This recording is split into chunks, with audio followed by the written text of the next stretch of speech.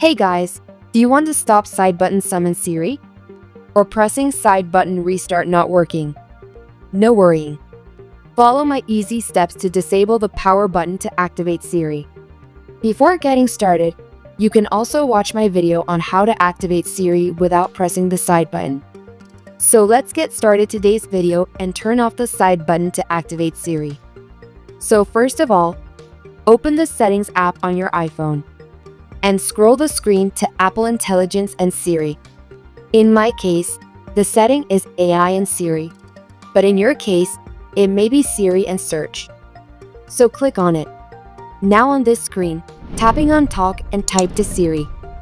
Fine. Now you can see toggle with press side button for Siri.